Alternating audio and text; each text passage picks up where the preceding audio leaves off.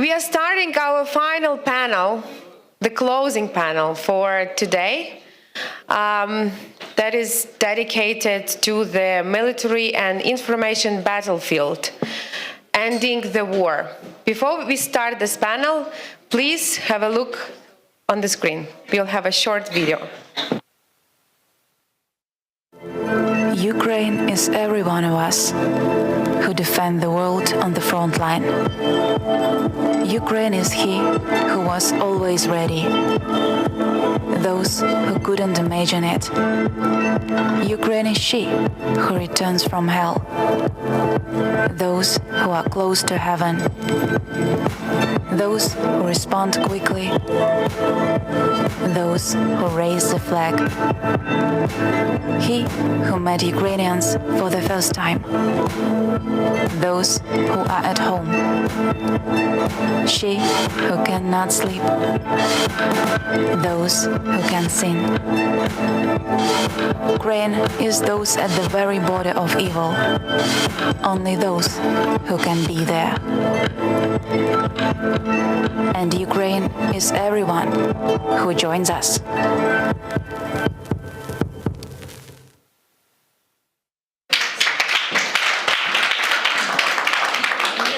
And it is my great pleasure to invite on the stage the moderator of this panel, Svetlana Gritsenko. Svetlana is the member of the board of the Viktor Penchuk Foundation, as well as one of the core organizers of the Ukraine House Davos. Please welcome Svetlana. Thank you very much, Juliana. Good afternoon. Actually, I guess it's already an evening. Thank you very much for joining us for this very important panel. We're going to be speaking about ending war in Ukraine, both military battlefield and information battlefield. Before we start, I'd like to tell you that the panel will be held in two languages, Ukrainian and English. So if you need translation, please, you have to have the specific devices that could help you with this. I'm very honored to introduce our great speakers today, and I would like first to invite to this stage President of Estonia 2016-2021, United Nations Secretary General's Global Advocate for Every Woman, Every Child, yes, board member, Madam Kersti Kallet. Please welcome. In the middle, okay. Yes. I'd also like to invite to this stage Member of the Parliament of Ukraine, Chairman of the Permanent Delegation of Ukraine at NATO PA, Deputy Chairman of Defense Committee, Yegor Chernyo. Welcome.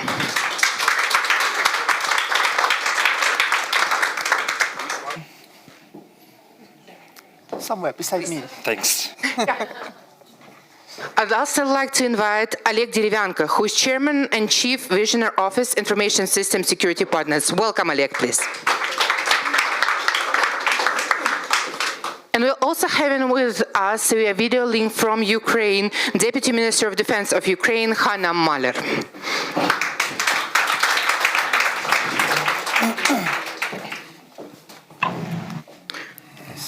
Can you hear us?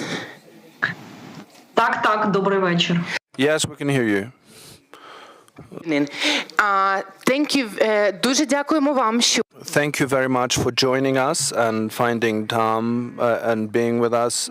Now here in the room we have representatives of international communities. We have Ukrainians, and this is the closing panel of Ukrainian House in Davos.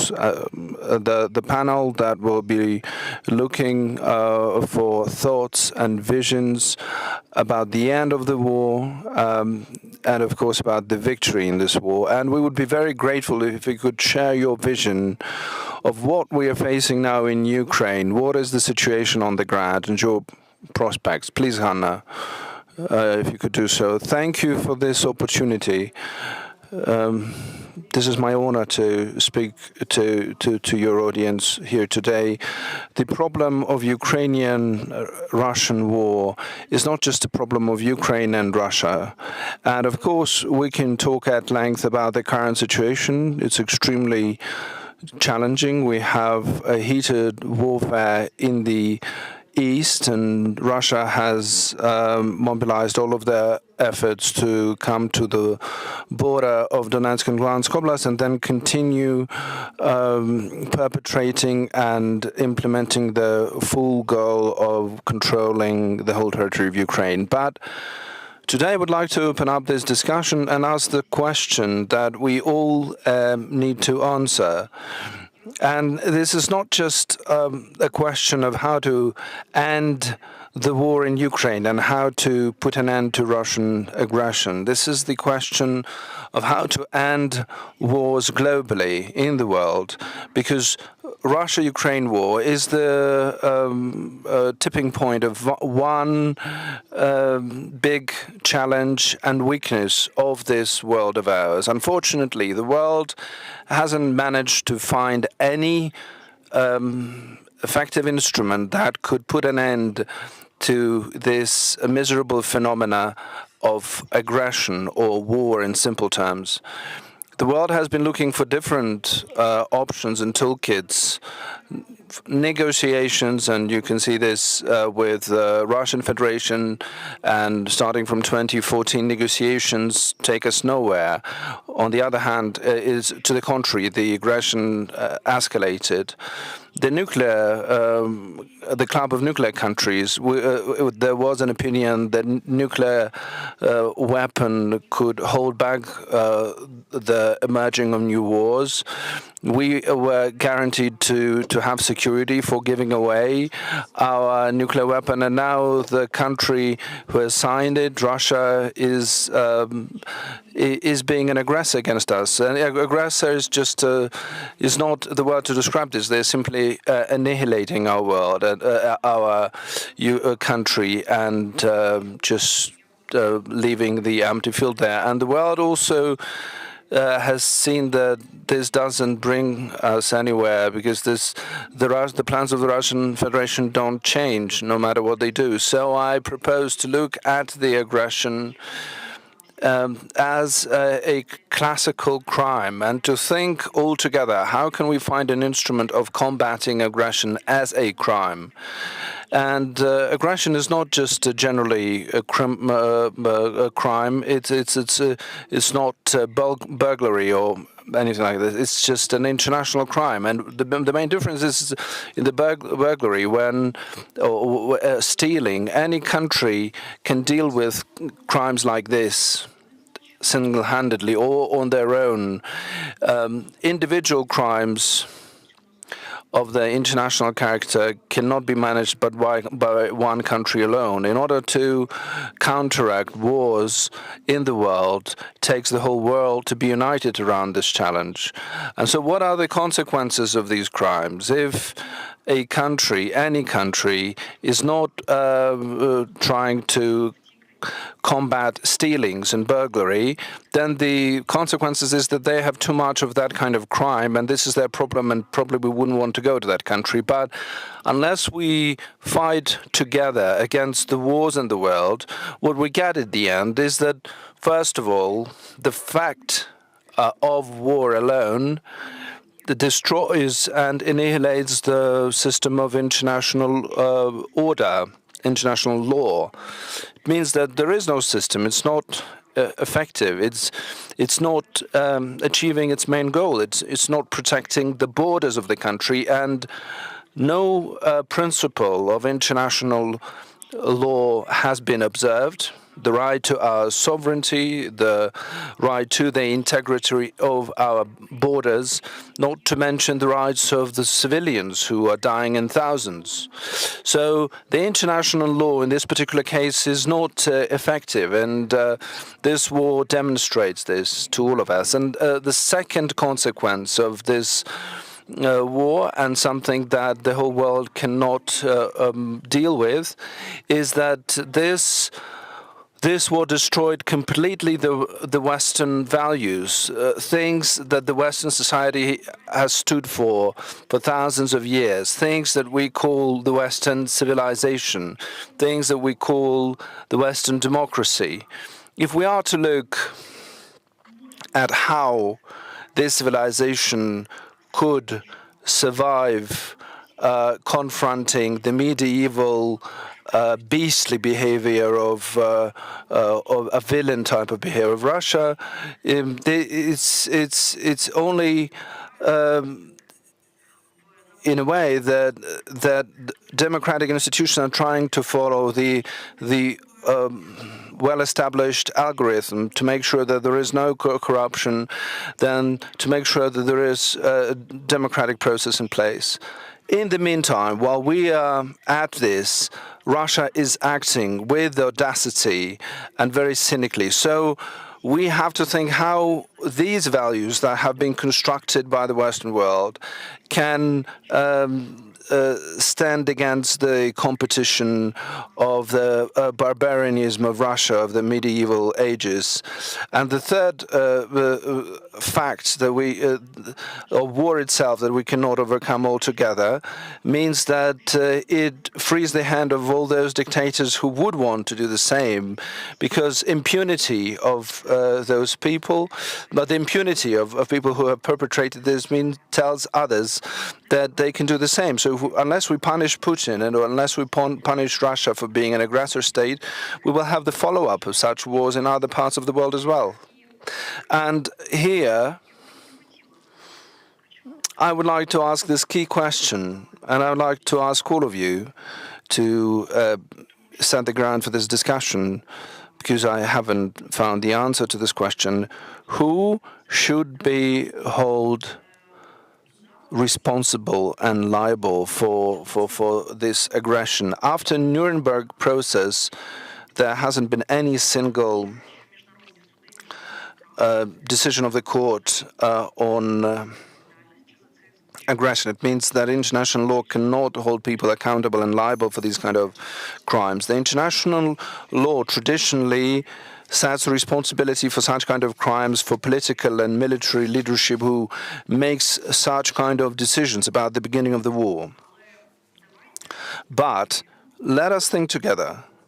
Let's think about the people who are implementing and materializing this criminal decision, and hypocrisy of the norms who define the decision as a crime, and those who implemented this are immune from punishment because it is done by competents. And the competents are not slaves these days. We don't have slavery out there. They are conscious of what they're doing. They have the choice. They can leave the ranks. They may choose not to implement the orders. They may seek legal protection in the international institutions if they are forced to implement those orders. And such a situation, the state of things that only political military leadership are responsible and those who are directly killing us is not going to be responsible, was not an accident. It was an evolutionary process, and for some time before, the international law did not prohibit the law. Once it did, we were left with this. We're still with this atavism of competence. Who are allowed to shoot? Who are allowed to come to the territory of other countries and kill people? So therefore, I want us not to answer this question. So far, I want us to just give our own assessment and reflect on this, and then try to think about how to hold responsible not only those who are giving the orders, but those who are implementing them. And maybe this is the way of stopping the wars in our world. Thank you.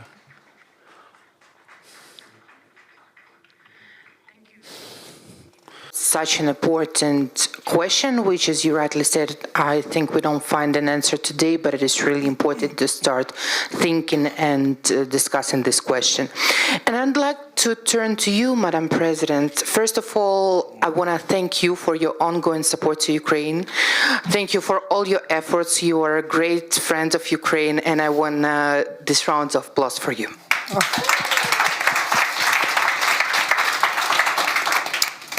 And I'd like to bring up a question, how other countries, besides providing humanitarian aid, weapons, how can they assist Ukraine, including information war?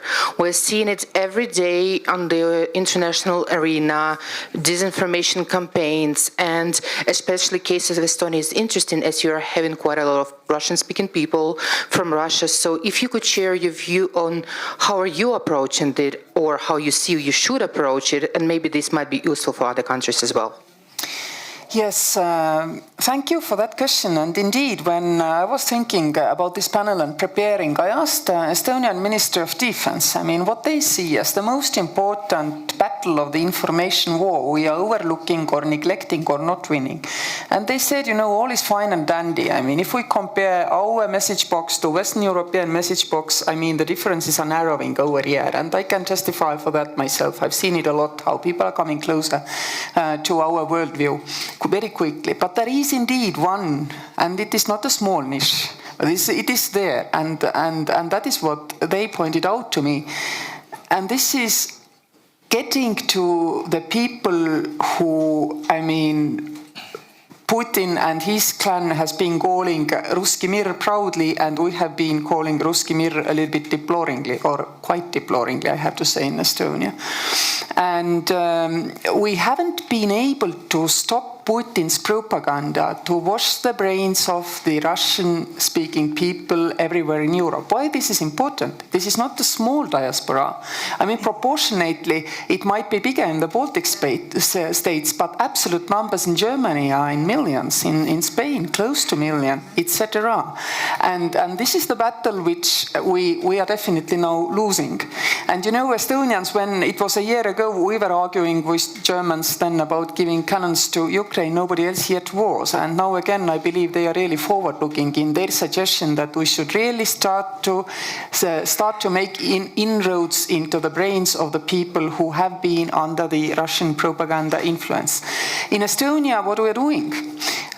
First, we have been quite neglectful about, people thinking what they think. After all, it's a free country, and we've been telling that, yeah, we don't share your worldview, but we don't in any way punish you for your worldview.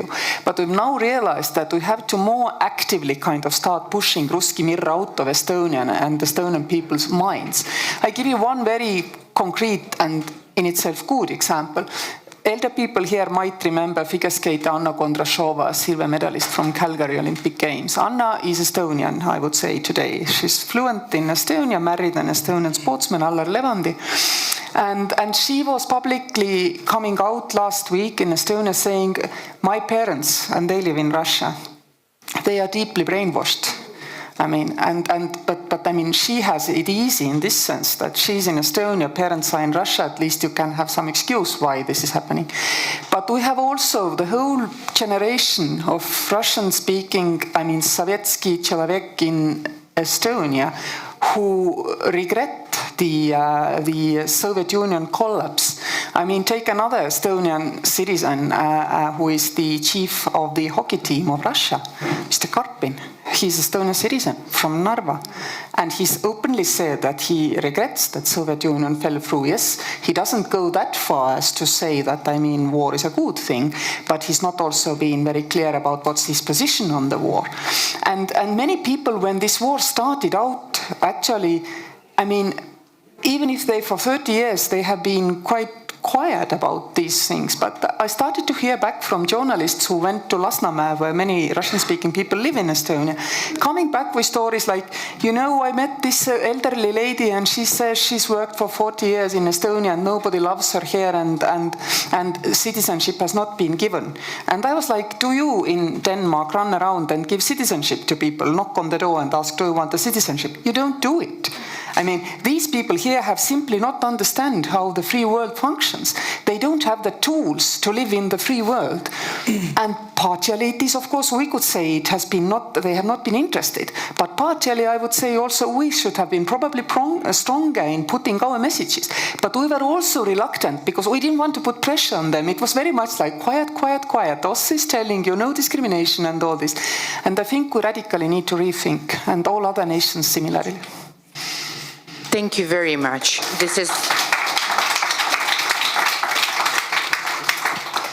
Igor, and I would like to turn to you actually to the military aspect of war. Could you please give your view actually where we're standing now and what might be in the future in your view? Thank you, Svetlana. We have an interesting topic of our panel, ending war. All of us, I think, want to know the date when this war will end. But don't tell Russians. It will be a surprise for them. Okay. Yeah. Okay. Of course, nobody knows. Nobody knows. But we can predict based of some data that we have now. I think very useful will be in this prediction will be the four elements: the strategy of Ukraine, how we can achieve our goals, our resources, the strategy of Russia Federation, and the resources of Russia Federation.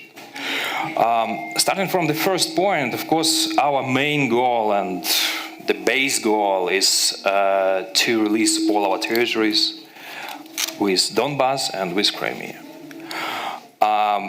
If we are talking about Russian Federation, I think they are now on the third stage of this war, because the first stage for them was blitzkrieg, and they understood that they cannot reach Kiev or their goals to occupy all the territory. Then was the stage of blackmail, starting from the blocking of the food of grain in our seaports, then nuclear blackmail, then terroristic attacks on our civil infrastructure. Nothing doesn't work for them because we are strong.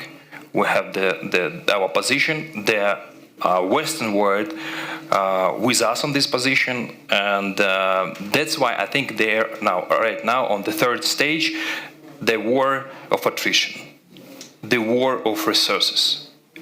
So I don't see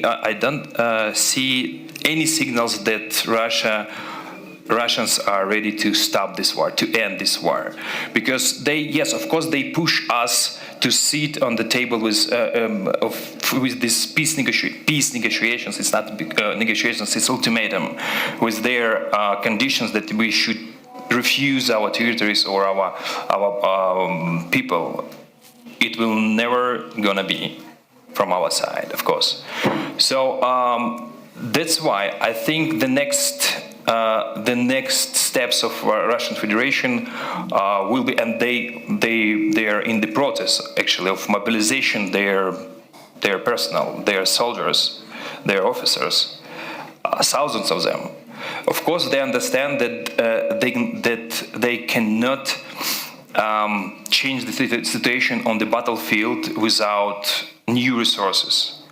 And from the positional war, you cannot win this war. Both sides understand it. Both sides understand that it should be some attacks or offensive operation or counteroffensive operation. Both sides in the process of preparation of it. When we understand that Russia will make some offensive operation in the future. They are preparing for this. Of course, from our side, we're also preparing for their offensive operation and for our counteroffensive operation. It's about strategy, about resources. Let's just not to compare, but to try to understand what Russia has. As we know, according to some estimation, Russia is the second world army. At least it was before 24th of February. I mean, in the quantity, not in the quality, because 12,000 of tanks, huge amount of tanks. But if we start to analyze what is these tanks, we will understand that the 3,000 of these tanks was modernized, quite effective, but there are no new tanks in Russia. Their capacity to produce tanks for now it's approximately 800 per year. They have a lot of old style tanks like T-62 or T-64, and it doesn't means that all of them are ready to take part of in this war. So they will face, and they are facing now with the huge problems with the equipment for these mobilized people. Before the war, before 24 of February, they have a ratio approximately 1 armed vehicle or tank per 18 person. It's a good amount. If we take this ratio and just to calculate how many vehicles, armed vehicles and tanks they need to for these new brigades of several 100,000 people that they are mobilized, it will be a huge amount of vehicles that they don't have. It's also the problem about logistic, because it's not enough just mobilize people. You have to give them some uniform, some weapon, some food, etc., etc., etc. So, understanding these problems, we can estimate the capacity of Russian. Yes, they have a lot of soldiers. They have a lot of personnel. And it's a big problem for us. But the capacity of their equipment is overestimated. Was overestimated before 24 of February. Right now, we understand what is it. About our resources. Unfortunately, during 2022, we received all the equipment on the reactive base. When something happened, okay, we will give you some weapon. When we faced with a lack of 152 millimeters ammunition, was made decision by our partner that we will provide you with the artillery system 155. But it was a reaction that we have a problem with artillery. The same was, for example, about the decision of HIMARSes, because the ratio of the heavy shelling between Ukraine and Russian Federation was enormous, because they used against us 60 to 70,000 shells per day, and we used 5-7, so 10 times. After the work of our HIMARSes, they have a little bit decreased their shells. Again, the anti-aircraft or air defense systems we received after the missile terror against our civil infrastructure. I really hope that our partners will move forward proactive, understanding our needs, because they clearly understand what we need, how many tanks, how many armed vehicles, how many artillery systems, long-range missiles like ATACMS, etc., etc., etc. So, and if we compare the capacity of Russian Federation, I mean war capacity, and the capacity of the Western world, it's incomparable, because, of course, the capacity of Western world is much higher. So, if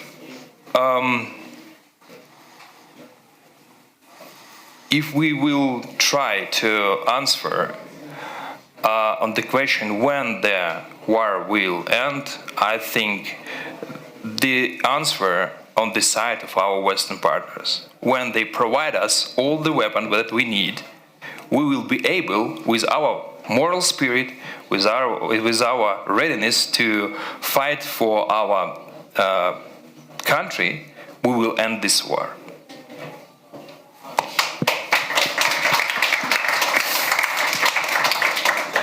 Thank you very much, Igor. And Oleg, I would like to catch up with you on the question that was very rightly brought up by Madam President.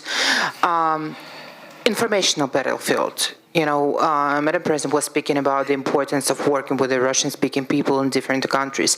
And in general, you are one of the best experts and you're in this field for a long time. Can you please share how you see where we stand now? Are we losing? Are we winning? Which instruments work? Please. Thank you, Svetlana. Well, I think that we need to look at the informational battlefield from several perspectives. First of all, there is immediate informational campaigns and informational operations. And in this battlefield, obviously, Ukraine is winning because we're winning the hearts and minds of people in the countries of our allies. And as long as we have support from the people of our allied countries and from their leaders, we will prevail because everything else we already have, our motivation and our dedication to fight for our country.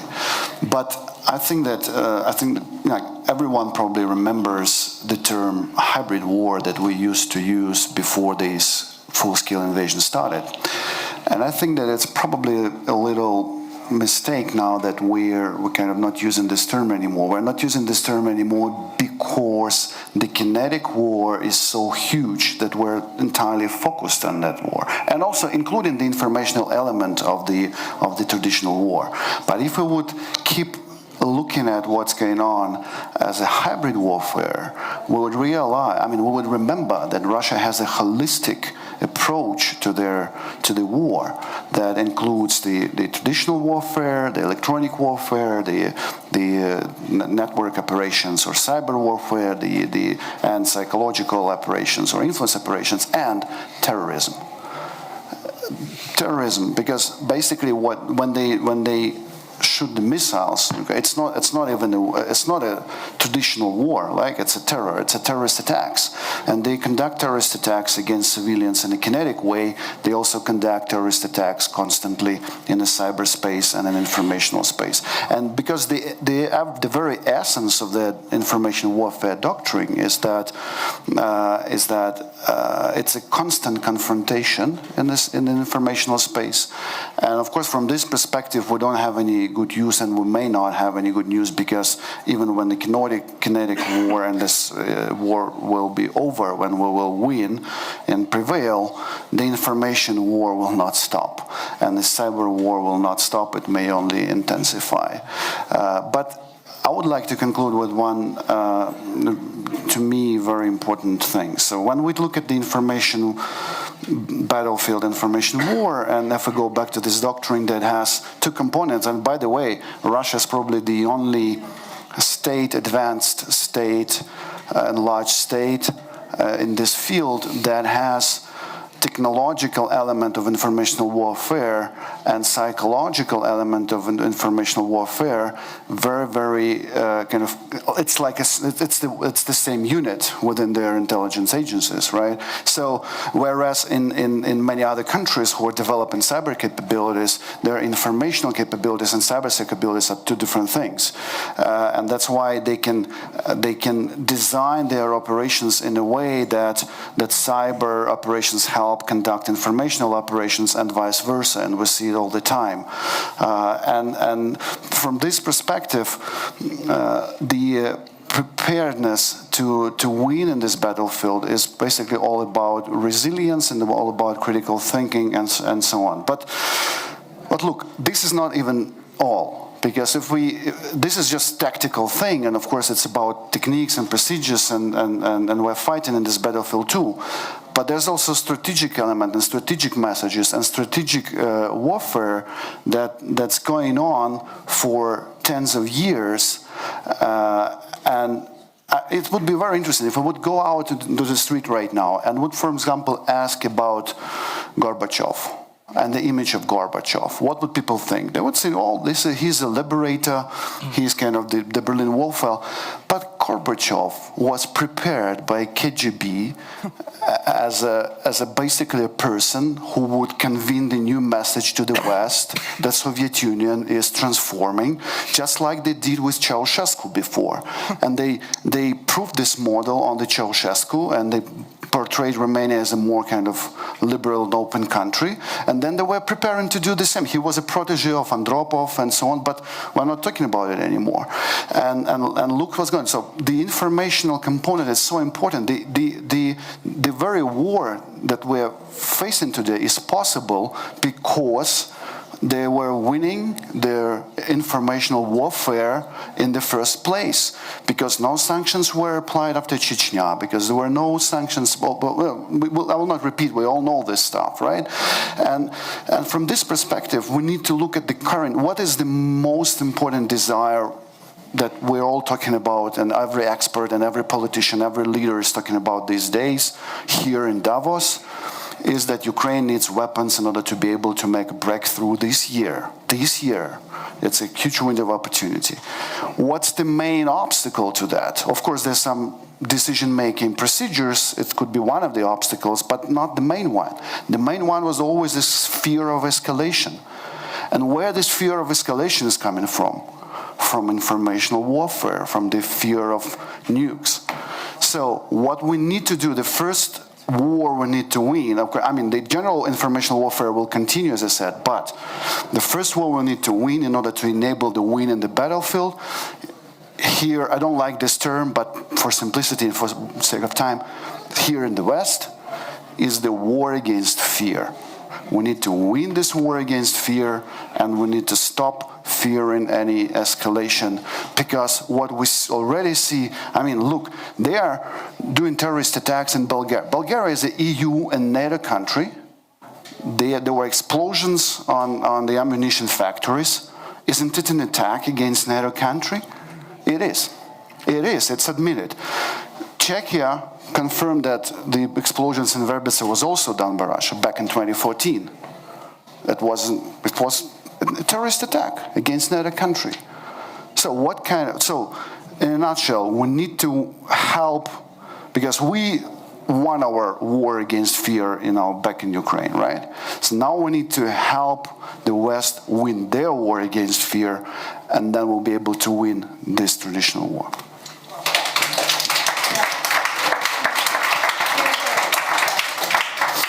Thank you very much.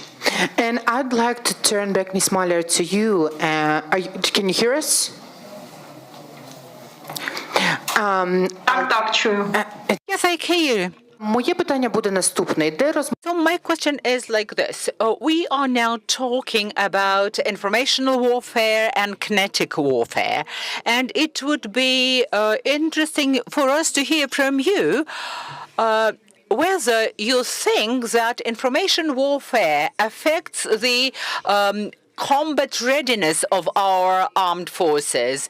Are our military officers and soldiers actually vulnerable to this informational impact? Or don't they care and they would be motivated and prepared to do their job anyway? I will start perhaps with the conclusion. The main conclusion, and then I will provide you with a number of arguments. Russia has lost its information warfare in Ukraine, and I will explain why I believe it and how comes that they have lost. Whereas 20 years ago, any state at war could be a monopolist in terms of informational flows, and that could be technically ensured, right? Technically enabled. States could fully control the information coming to the military, to the civil society. Today, it is not technically possible. and it is a major challenge that Ukraine has faced. We did not introduce military censorship. Our society is very freedom-loving, and we have retained the same standards of freedom of speech that we have, freedom of expression that we used to have before this all-out war was launched against us. And it's not actually about the Russian warfare against us that makes this challenge huge. It's that sometimes people are trying to comment or to broadcast this war online in real time, and that actually puts the lives of our military on a line.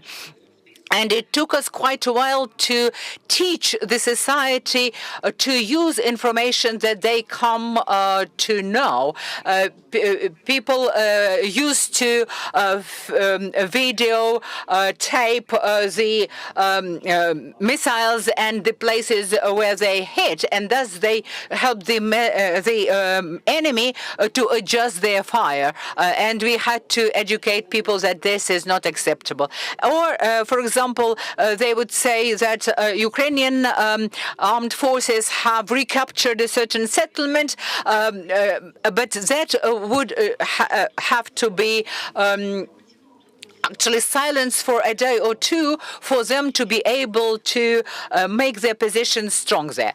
Prior to 2014, indeed, Russian propaganda worked very powerfully in the territory of Ukraine, and it had two key goals here in our country. First of all, trying to persuade the Ukrainian society about certain truths, quote unquote, from Russia. First of all, that Ukraine should not be a member of NATO, and that Ukraine should not have any armed forces, either with conscripts or a professional army. They say nobody is going to attack Ukraine. It's ridiculous. Why should you be having any armed forces? I would not be telling you about the structure of all those information operations. I used to train special forces in the methodology of identifying and detecting such information warfare operations, but they were very proactive and very aggressive in doing so.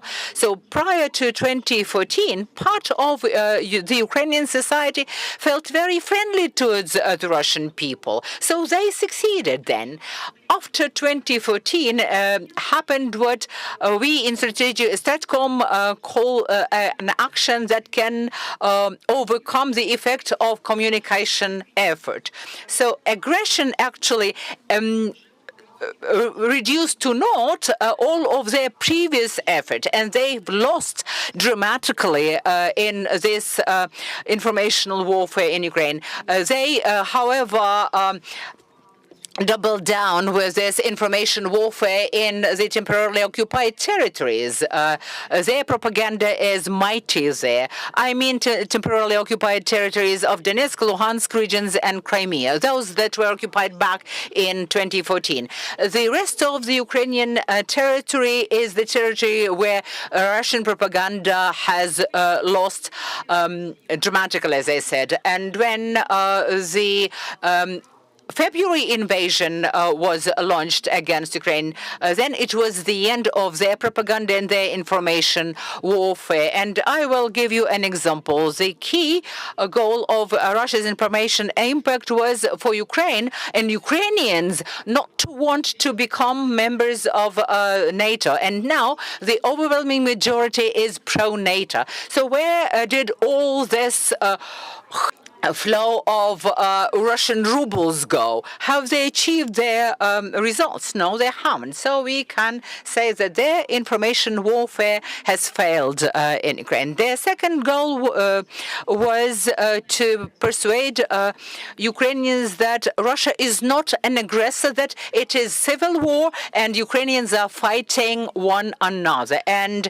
this goal was not achieved either. So it is yet another failure in this information warfare. But we should not actually fool ourselves. And answering your question about the impact of Russian propaganda on our military, No, they are not susceptible to propaganda.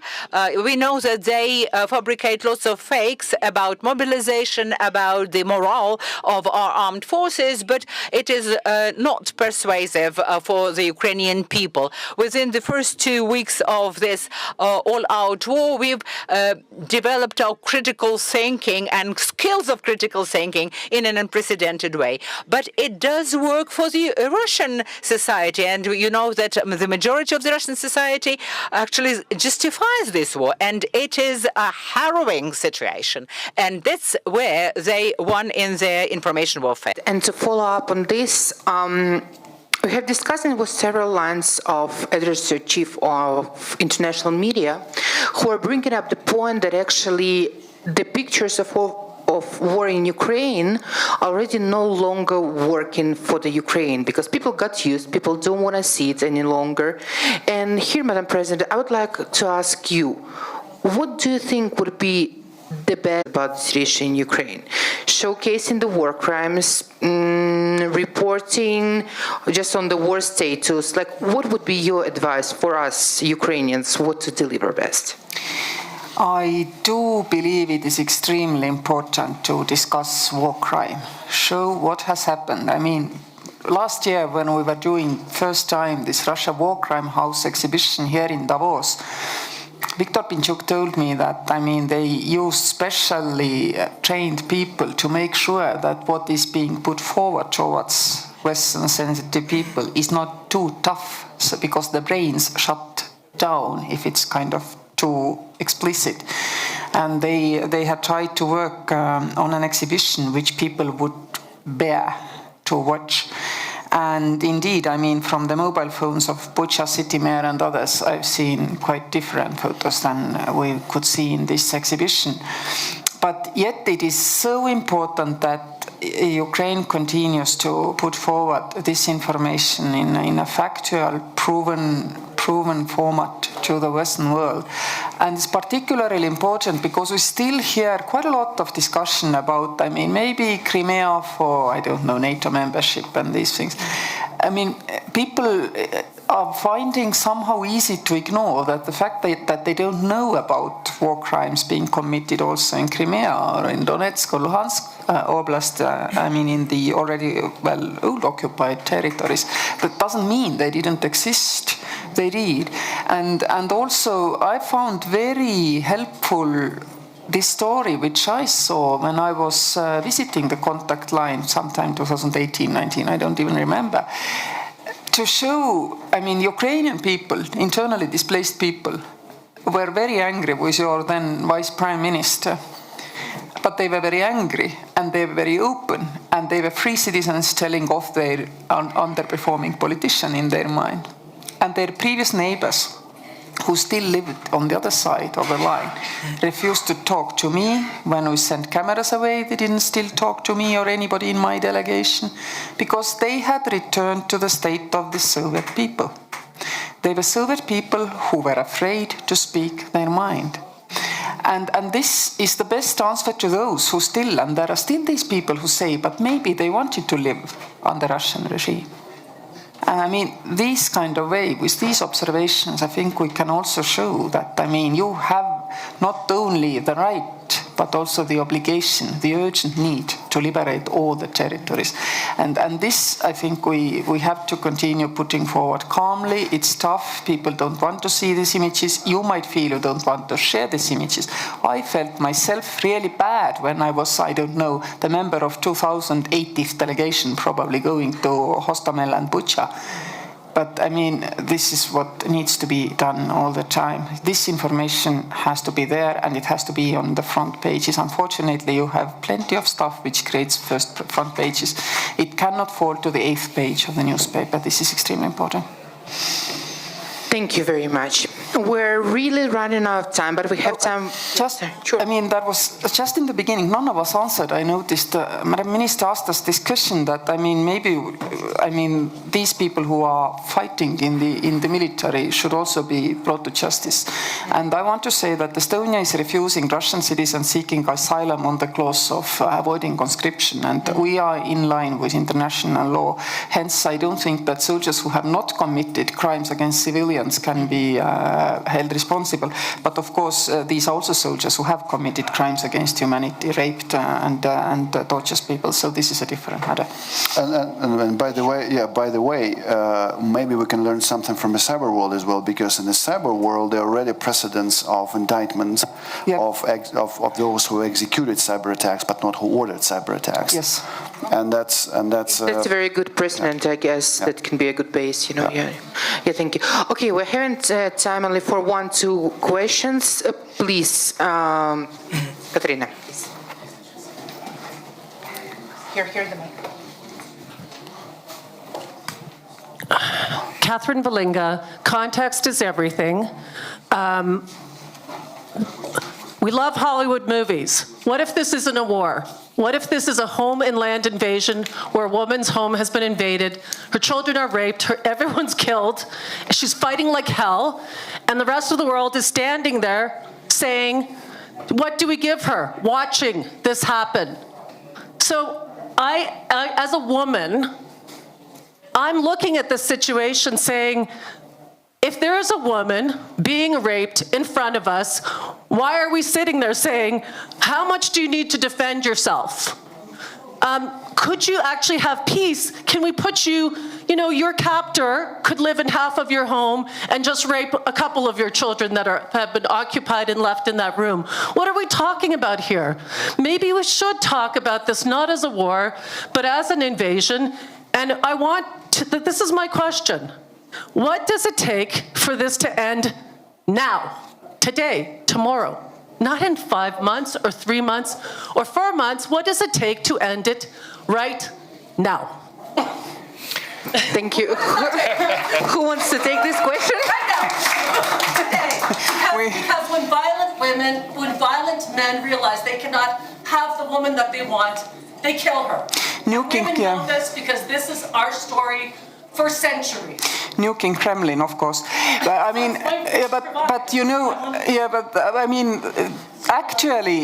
your rape analog is very good, because had this rape been over quickly, even this amount of support would not have been forthcoming, because I'm quite sure if Ukrainians would not have been able to hold the first 2 weeks, nothing would have happened. And then we would again be discussing whether sanctions should be stronger, and this was actually on what Putin was counting. So indeed, my answer is, we know one answer, and we also know this is not going to happen, nuking Moscow. Thank you. You want to add? Yeah. This is an angry woman. Angry women can be powerful. Yeah. Me and Deputy Minister Anna have the proper list of weapons that we need, not for today, for yesterday actually. And this list was sent to any our partners from the very beginning of this war. And we discussed a lot of position from very beginning, aircrafts, tanks, etc., etc., etc. I, as not an official, as a member of parliament, can be a little bit more honest and straight in my statements. So it's ridiculous when some countries said, well, we will not be the first with the tanks. We will not be the only one with the tanks that you provided. During these days when our soldiers and officers are dying on the trenches. And this is the price what we pay and the whole Western world and civilized world pay. And for me, it's, I also had a lot of different negotiations about the weapons on the parliamentary level with our partners. And I heard a lot of reasons why not. A lot of reasons, because not now, We are afraid that you will use these weapons against Russia on the Russian territory. This is a so complex weapon for you. This is, you are not ready. Your soldiers are not ready for this. Of course, if we started a half years ago, we would be ready now.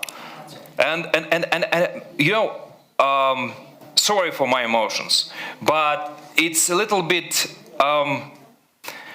strange. Let's use this word when our partners are talking that we will stand with you as long as you need. But just wait for our decision with tanks, our decision with aircrafts, and etc. Don't stay with us as long as we need. Stay with us till the victory. And you know, just one small thing. If we compare how many billions, Western world spent to the Afghanistan war and Ukrainian war, it's incomparable. According to different estimation, in Afghanistan, Western partners spent from $1 to $2.5 trillion. Right now, we're talking about several billions. So, and capacity, as I said before, the capacity of Western world is much, much higher than the capacity, GDP, or the war capacity than the capacity of Russia. So the decision, unfortunately, on the side of our partners, as soon they provide us with all the weaponry, as soon this war will end.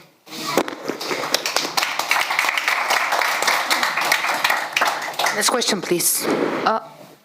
Okay, sorry. Okay. Степаненко Ганна, правозахисник. У мене запитання. I have a question to all the speakers. Maybe we have to pay more attention to the Convention of 1948 about genocide. There are all the signs of genocides there, which we have in Ukraine now, and then every state has to do everything to stop genocide. Then maybe in European societies it will be easier to communicate directly with their citizens, to provide weapons. Then maybe countries which have the neutral position will faster help Ukraine. Could everyone answer? Пані Анно, ви хотіли б відповісти, так? Звісно, я власне Yes, sure. In my speech, I answered the question about the weakness of international law. You mentioned convention. That is what is not working now. That's what our war shows. As to how quickly we can stop the war, our MP, Yegor Chernev, answered this question. We need weapons.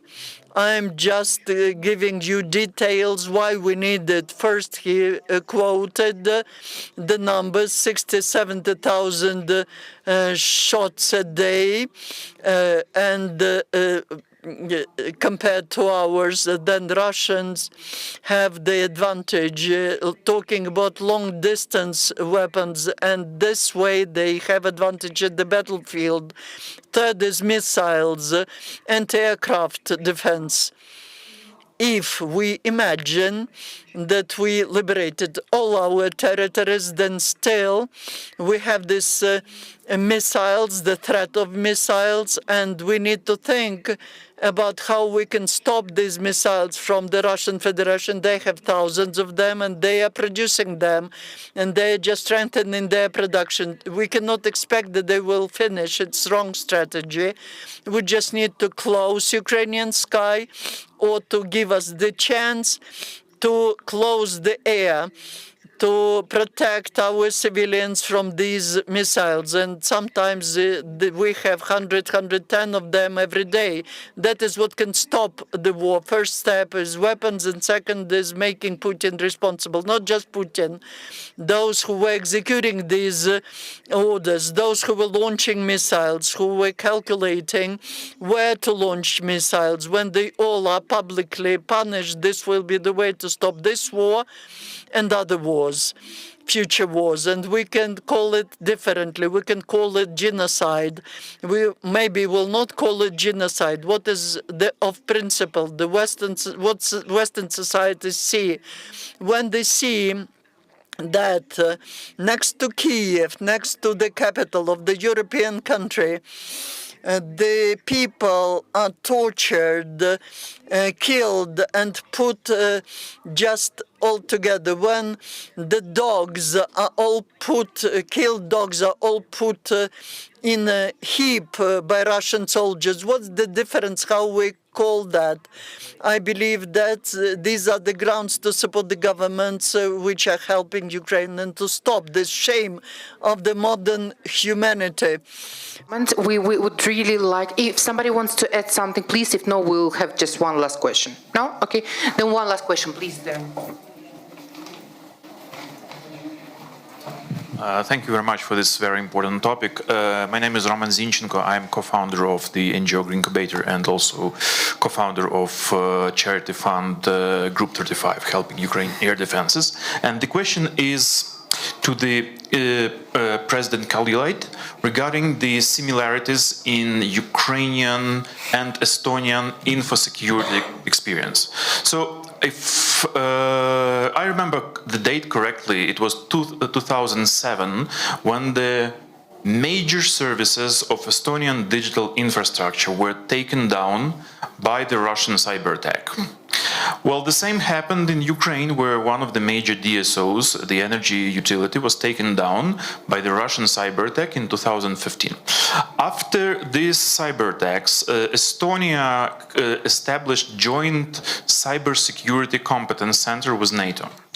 And the question is, if there is a working avenue of exchanging cybersecurity threats, information, and maybe also even developing cyber warfare between Ukraine and Baltic countries and Ukraine and NATO cybersecurity center. Do you have any information on that? Thank you very much. Well, cyber is a recognized domain since, indeed, in 2007 events in Estonia happened. It was a simple denial of the service attack, actually. And of course, I mean, nowadays, all systems suffer something like that, I mean, daily, or many times an hour, I would even say. So this attack, these kind of attacks still happen. And nowadays, we see that this kind of cyber conventional attacks against systems are far easier to fight. And the problem with them is that it's no point attributing them, because there is no place globally, even as bad as Security Council of UN, to go and complain about it. So basically, you just fight back and do what you have to do and can do. Sometimes countries also declare, UK has done it, Estonia has done it, what it considers, I mean, as an acceptable behavior according to its own and international law in such a situation. So I would say the system is fairly developed, and of course we do cooperate with all partners and allies on that, including Ukraine. Just very quickly, 2007 was remarkable because it was first Russian state actor, Russian attack as a state actor against the country. The next was Georgia, 2008, was the first time when the cyber operation was used combined with the traditional military operation.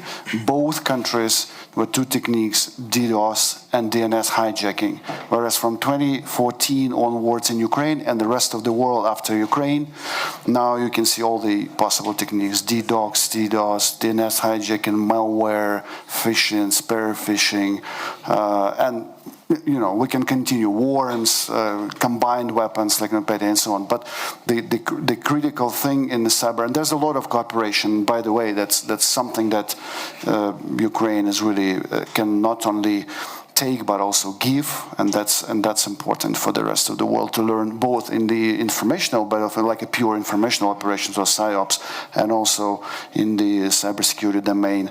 And I think that the cooperation will only be more fruitful. Yeah, but I would say cyber conventional is relatively easy. And I think, by the way, I think Ukraine has already joined in that center.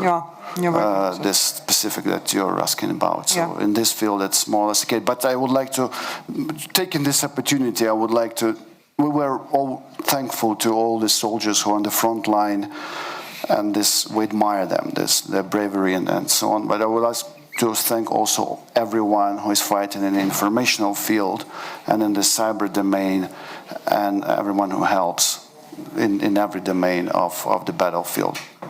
Thank you. Thank you very much, of course.